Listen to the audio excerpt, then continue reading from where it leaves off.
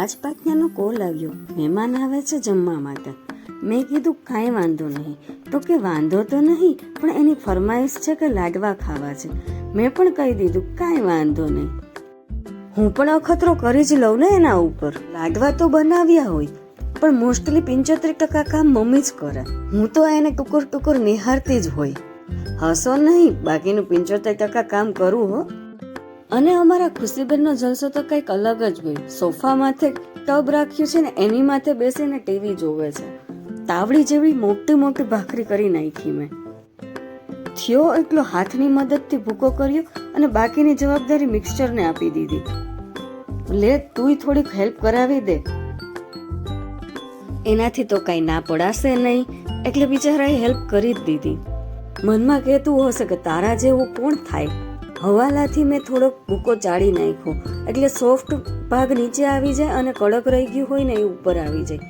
ગોળ મિક્સ કર્યો અને એની ઉપર ગરમ ગરમ ઘી.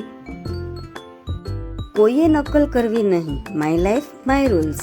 મહેમાન હતા એવા એટલે અખતરો કરવો જ જોઈએ. તમે પણ સમજી જ ગયા હશે કે કોણ મહેમાન હશે. સિદ્ધાર્થના ફ્રેન્ડ આવે છે. એ વધારે પડતી મારી અણી કાઢતા હોય. દેવર ભાભીનો સંબંધ તો એવો જ હોય, એટલે અખતરો દેર ઉપર જ કરાય. કેમ કે સારા થાય તો એ ઠીક ને ન થાય તો એ ઠીક. એ વખાણ તો મારા કરવાના જ નહોતો.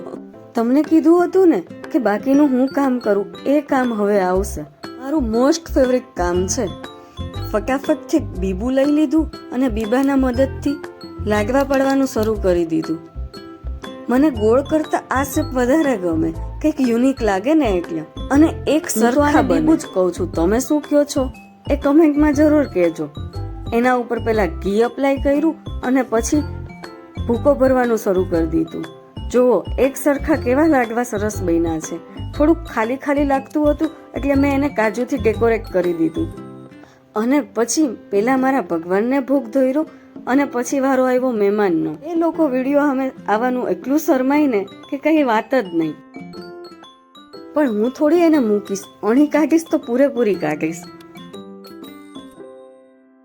અળવિતરા વેળા કરશે ને ત્યારે જ હું એની ક્લિપ ઉતારીશ. જોઈ લો, છે ને આવા માણસો હારે જ આવા અખતરા કરવાના હોય. અળવિતરા વેળા કરવામાં કાંઈ બાકી નહીં રાખે. Tata, bye bye, subscribe please. Radhe Radhe.